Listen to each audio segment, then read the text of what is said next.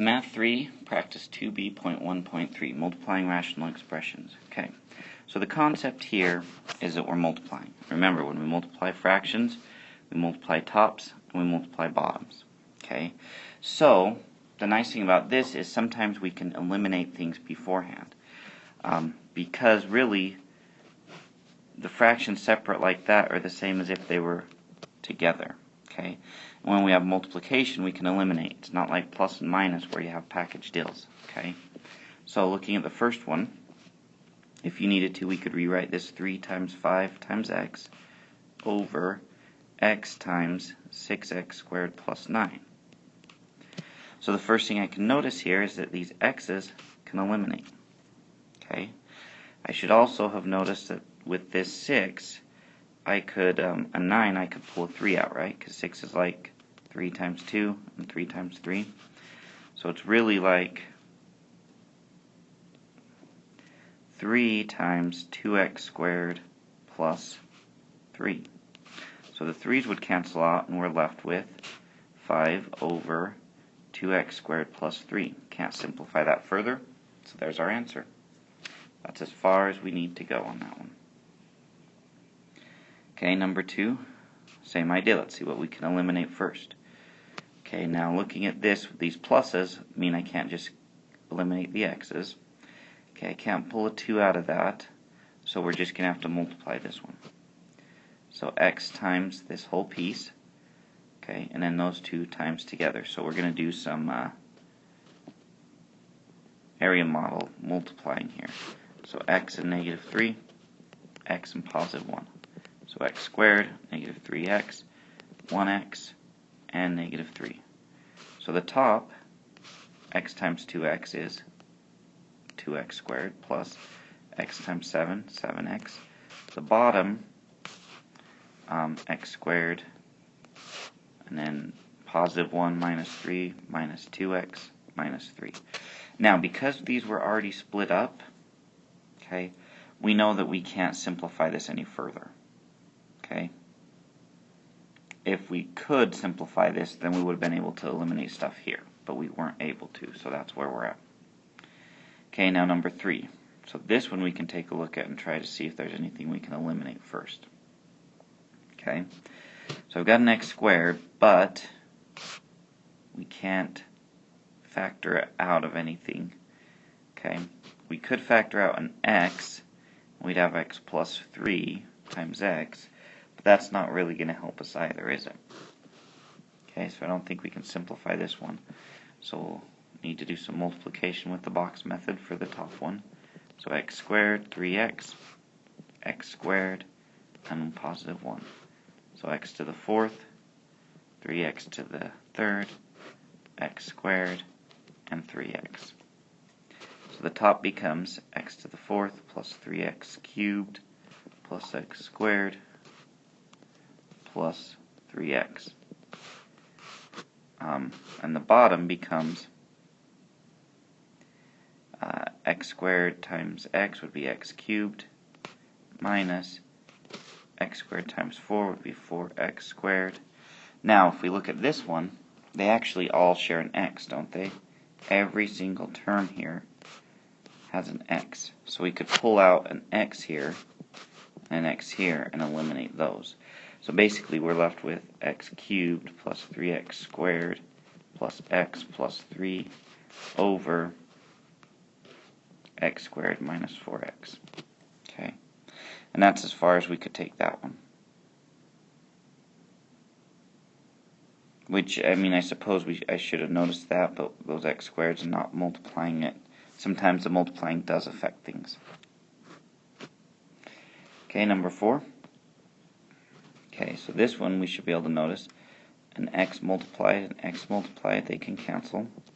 Okay, 12, let's see, 8 and 4, that's like 4 times 1, that's like 2 times 4.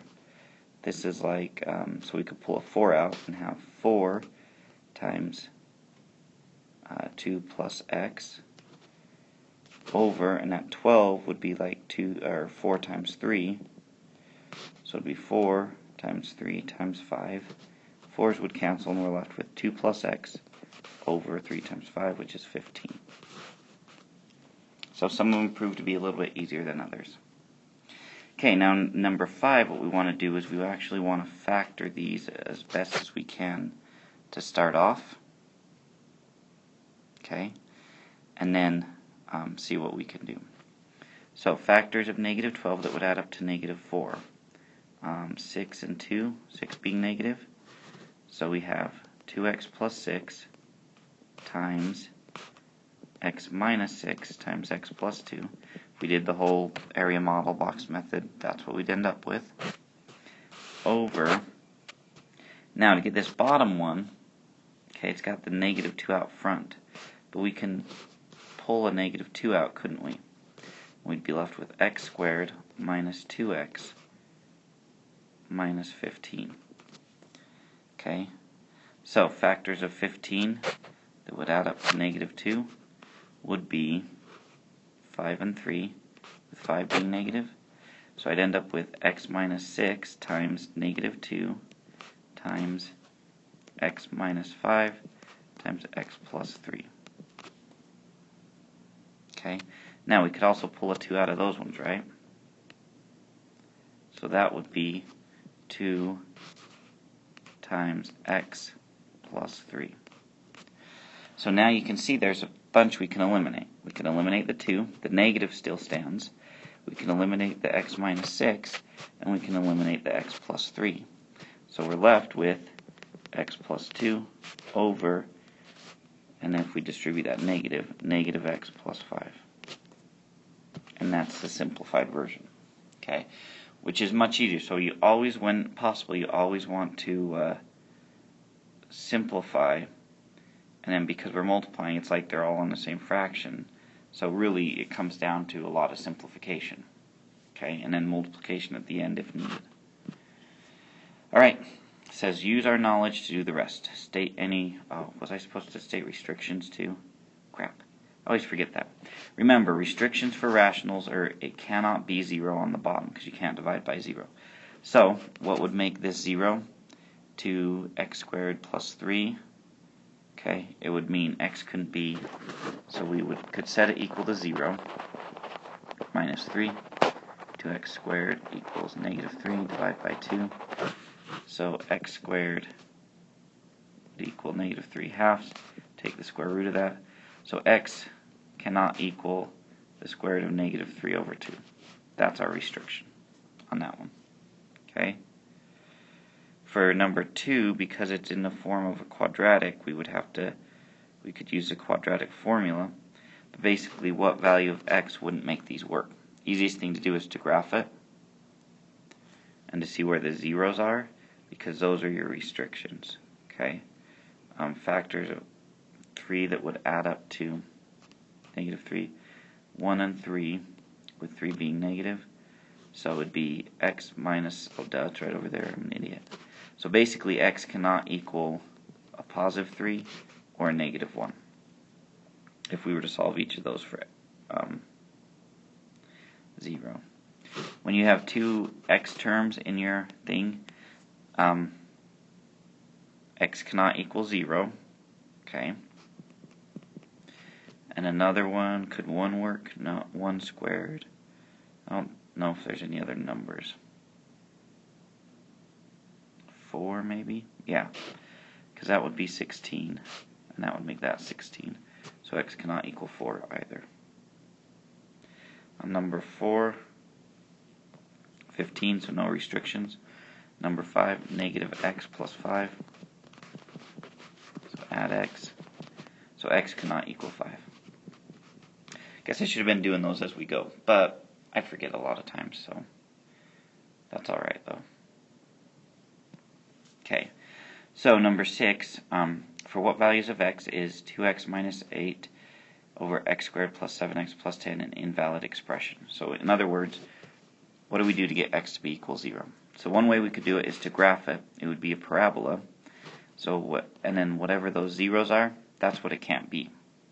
Or we can just factor it and say factors of 10 that add up to 7, 2 and 5, 2x, 5x, x squared, 10, which is really 2 times 5, pull out a 5, it's positive, pull out a 2, it's positive, pull out an x, pull out an x. So we'd have simplified, that'd be x plus 2 times x plus 5. Now if we set them both equal to 0 separately, we'd end up with negative 2 and negative 5.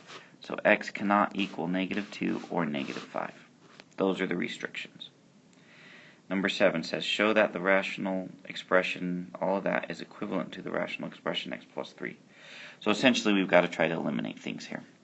Okay, first step, we can pull out a 5. So we have 5 times x plus 5 times, we can pull out an x squared, right? X squared times x plus 3, and then x minus 1.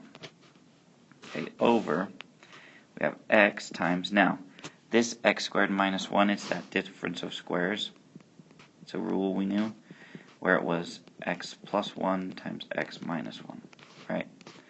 Take those two and you add and subtract. So we have x plus 1 times x minus 1. And then we have 5, and we have x. Okay, so x minus 1's eliminate. I made a mistake, didn't I? That should be 1. X plus 1's eliminate. 5's eliminate. 2x's eliminate. So we're left 1 on the bottom, because we can always times by 1. So x plus 3 over 1 is just x plus 3. That's why it's the same. Okay, number 8. What simplified rational expression represents the area of a rectangle with the width of x over 2 inches and a length of... Okay, so area of rectangle, we're multiplying basically, right? X over 2 here, 2x plus 1 over x minus 5 here, we times.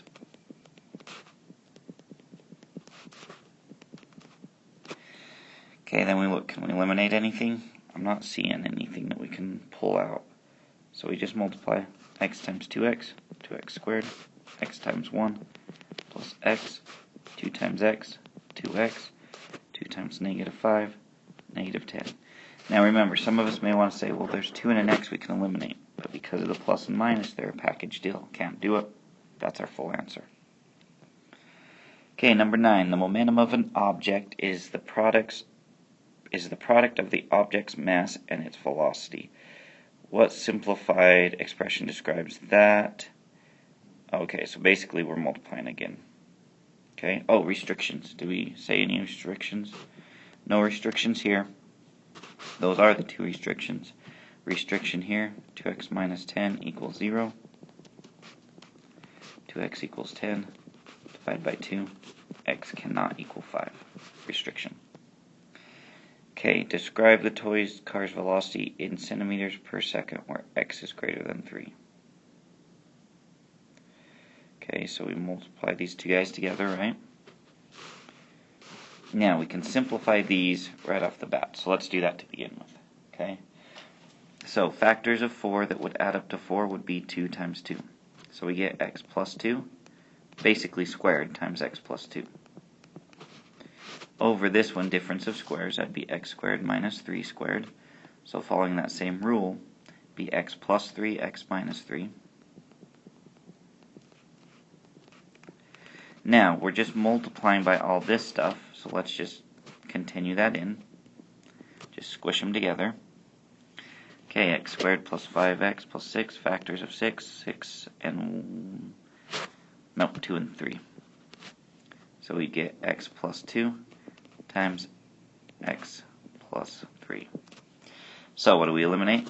X plus 2, one of the x plus 3, one of the x plus 2's, we're left with this. So x plus 2 squared over x minus 3 would be the toy car's velocity. And if x is less than 3, then it would be a negative number, which can't happen with velocity. So that's why we have this where x is greater than 3. And if x were equal to 0, or equal to 3, it would be 0. That doesn't work. So it's once x is bigger than 3 that this starts making sense. Okay, could we take this and change it back to this one? Yeah, we could. But I don't see the point in doing that. I think this looks a lot easier. Alright, last one. what simplified expression describes the volume of a rectangular box with the length, width, and height. So we're multiplying all of them. So let's simplify first. Pull out an x, so x times x plus 1 over x minus 5 times 7x times x plus 1 times factors of negative 30 that are positive x, negative 5, and positive 6. So x minus 5, x plus 6. At the bottom, pull out an x times x plus 7. Okay, so what can we eliminate? An x with an x minus 5, x plus 1, x plus 1. We can't eliminate the 7s or the other x, so we're left with 7x times x plus 6. So let's multiply 7x squared plus 42x over x plus 7. So restriction, x cannot equal negative 7. Which really doesn't make sense. If you're dealing with volume, you couldn't have a negative anyway. But x could not be a negative 7. And there we go, guys.